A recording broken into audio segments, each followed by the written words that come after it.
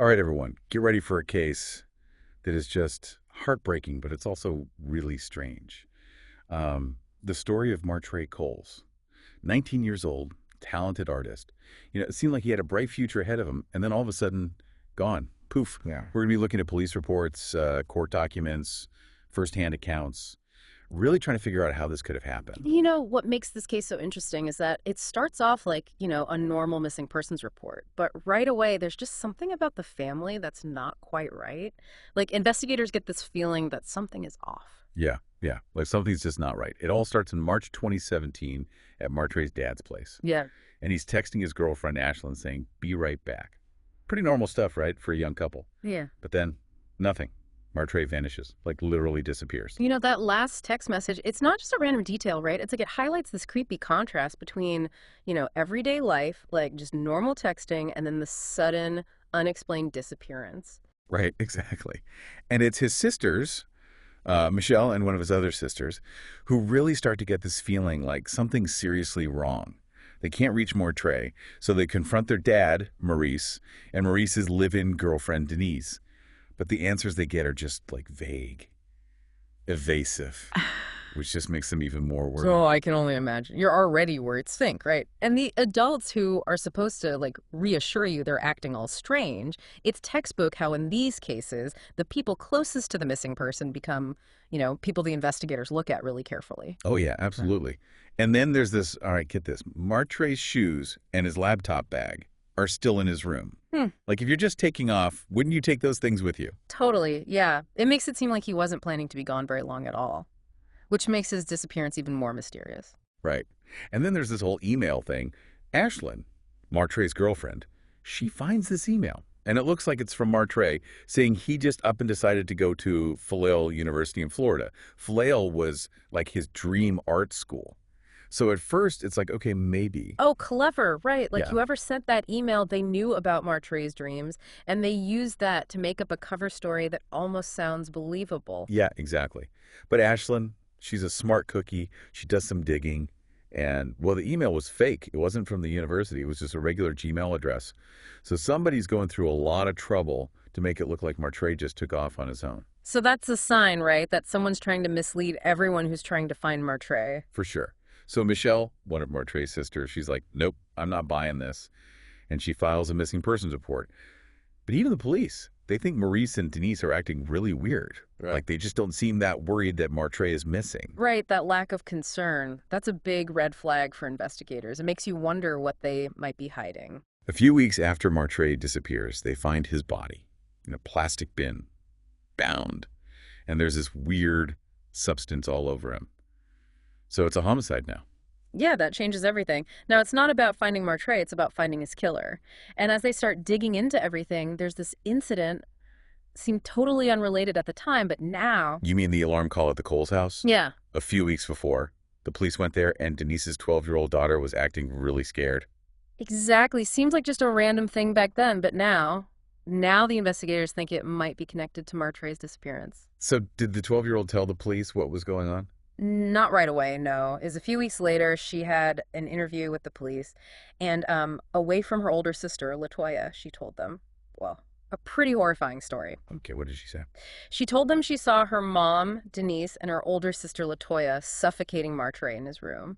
She said she saw them pushing a big plastic bin down the hallway and then leaving in their SUV. It's a huge revelation, especially coming from a 12-year-old. A 12-year-old seeing something like that. It's just... But could the police really believe her? I mean, kids, sometimes they have trouble telling what's real and what's not. Oh, absolutely. And the investigators knew that. They had to be very careful. It's tough, right? You have a child who might know who committed murder, but you have to think about her age, how vulnerable she is. So how did they handle that? What do they do next? So they have this crazy story from this 12-year-old girl. But, how do you prove that? Especially in a murder case. It was a tough spot. They couldn't just ignore what she said, but they couldn't let the family know what they were thinking, couldn't risk them, getting rid of evidence or running away. Yeah, I bet that was stressful. So what'd they do? One thing they did, which I thought was smart, was they didn't tell the family that Martray's body had been found. That way, they could see how they acted without them knowing the police were suspicious. Makes sense. Keep your enemies close and all that. Right, exactly. And while they were watching Maurice and Denise, they went back and talked to Martray's sisters again. Did the sisters have any idea what might have happened? Well, when the police talked to them, they found out there was a lot of tension between them, the sisters, and Denise and LaToya. Like arguments, power struggles, just bad vibes, you know? Oh, so it wasn't all happy families at that house. Mm-hmm. That could have something to do with Martray's death. Could be. Those relationships, they give the investigators some background, you know, motives. Remember, even in families that seem normal, there can be a lot going on underneath. Okay, so the police are trying to put it all together, right? This story from the kid, the family drama. What happened next? Well, they decided to search the Kohls' house again, really thoroughly this time, see if they could find any proof, you know, to back up what the girl said. But while they were searching, LaToya, Denise's older daughter, she just took off, left the house. She just left. That's pretty suspicious. Oh, yeah, for sure. The investigators, they were already watching everything closely, so they followed her. And guess what? She drove straight to where they found Martray's body. No way. Why would she do that? Unless she was involved somehow. Right. That was a big moment in the case. It made them even more sure that LaToya was involved and that the little girl was telling the truth. Did they arrest her then? Right there? Not yet. Yeah. They needed more evidence before they could do that, so they decided to try something a little different. They set up a camera, a hunting camera, near where they found the body. A hunting camera? I never heard of using that for a murder case. Yeah, it's not that common, but, you know, you got to be creative. These cameras, they're motion activated, so if someone goes near them, they start recording. They hoped they'd catch LaToya going back there. Clever. So did it work? It did. A few days later, they got footage of someone going to that spot. It was dark, and they had a hood on, but they seemed to be carrying something, and they could see the car in the background. It was Maurice's. Maurice, the dad. But didn't he have an alibi? He did, and it checked out for when Martray disappeared. This was confusing, to say the least. Was Maurice involved after all, or was there something else going on? Man, this is getting intense. So what happened? Did they confront Maurice? Before they did that, they wanted to look at the forensic evidence. The autopsy report came back, and there were some interesting things in it. Martray had trazodone in his system, that's an antidepressant, and GHB, which is, well, sometimes it's called the date rape drug. Drugs. So what does that mean? It means Martray probably couldn't fight back, he was drugged, and that means whoever killed him, they planned it, they drugged him first, and then... Oh, that's awful. So the little girl was right. Martray was suffocated. The autopsy confirmed it. Asphyxiation, that was the official cause of death. Yeah. So yeah, the investigators knew this was no accident, it was planned, and it was brutal. And you said it was planned. Is there anything else that shows they thought about this beforehand? Remember that email Ashlyn found? The fake one? Well, the police looked at Denise's computer, and guess what?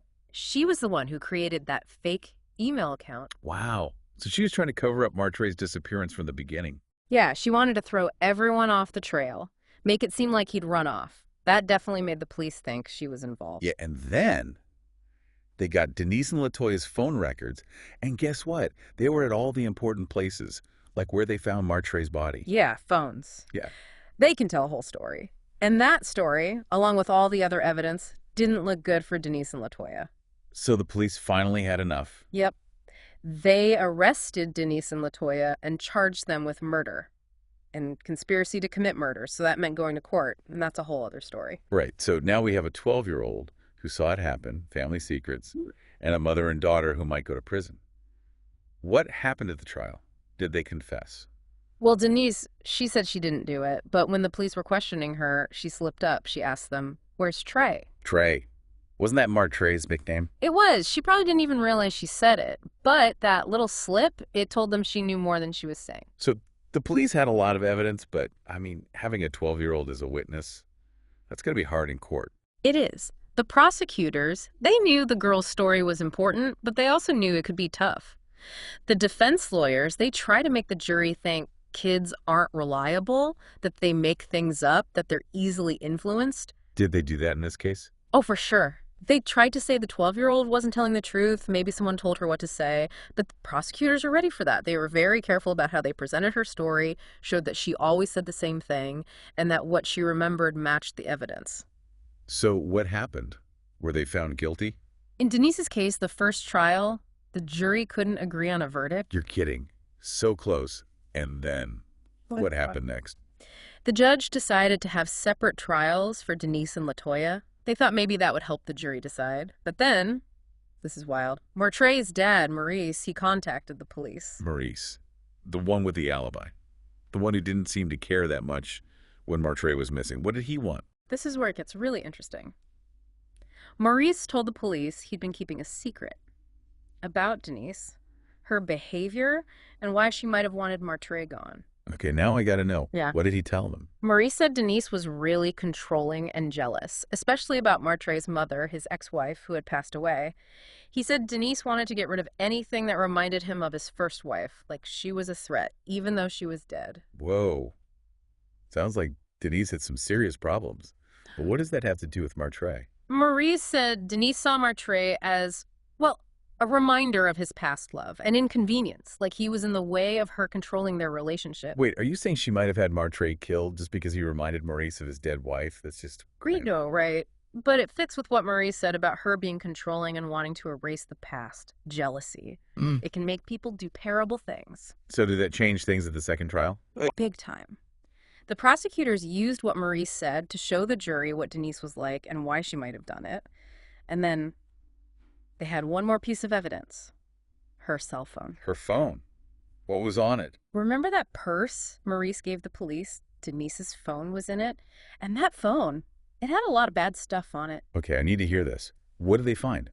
So Denise's phone, it's like the missing piece, right? Yeah. What was on it that was so bad? Well, they found text messages between her and Latoya talking about how to get rid of a body and how to make sure nobody found out what they did. It was like straight out of a crime show. Seriously, texting about it, you'd think they'd be a little more careful. Right. But I guess when you're panicked, you don't always think straight. I guess not. Did the texts actually say they killed Martray? Well, they didn't come right out and say it, but when you read them, knowing everything else, and then there were searches on the phone too, things like how to dispose of a body and GHB, the drug they found in Martray. Oh, wow. She was Googling how to get away with murder. It seems like it. At that point, I mean, the prosecutors had a pretty strong case. Yeah, I would think so. So what did the defense say? Well, they said Denise was being set up, that someone else put those things on her phone. They said the text messages didn't mean what the prosecutors said they meant, but the jury, they didn't buy it.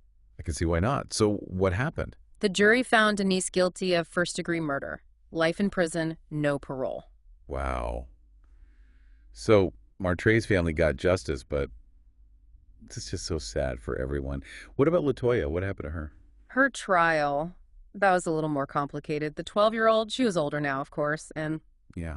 she didn't really want to testify against her sister. Oh, man. I bet that was really hard for her to send her own sister to prison. Yeah, this kind of crime, it hurts so many people. Not just the victim, but their whole family, everyone who loved them. So what happened to Latoya? Did they convict her of murder, too? Her lawyers, they tried to say that she was basically a victim, too, of her mom, Denise. That Denise was controlling and made her do it. That Latoya wasn't really responsible for her actions. Do you think the jury believed that? It was a tough one. They might have felt bad for Latoya, but there was a lot of evidence. They ended up finding her guilty of first-degree murder, too, but she got 20 years, not life. 20 years. That's still a long time. Yeah.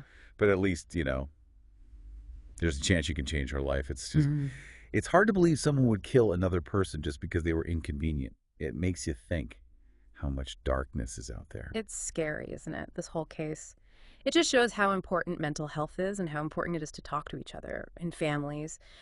If Denise had gotten help, maybe this never would happen. If someone had seen the signs. You're right. It's like we have to pay attention to the people we care about, be there for them, and, if someone's struggling, encourage them to get help. Exactly.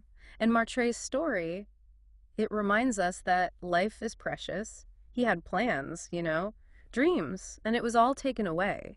It makes you think we should cherish every moment and the people we love. I agree. This whole thing, it's been really heavy, but maybe it can do some good. Maybe it'll get people talking about mental health, about how families work, about getting help when you need it. Then maybe Martray's death won't be completely meaningless. Yeah, I hope so. If we can learn from this, maybe we can prevent something like this from happening again. That's a good thought. And on that note, we'll leave you with this. Martray was killed because he was an inconvenience. That's what they said. So think about that. What does that say about the darkness inside people? It's a tough question, but it's one worth thinking about.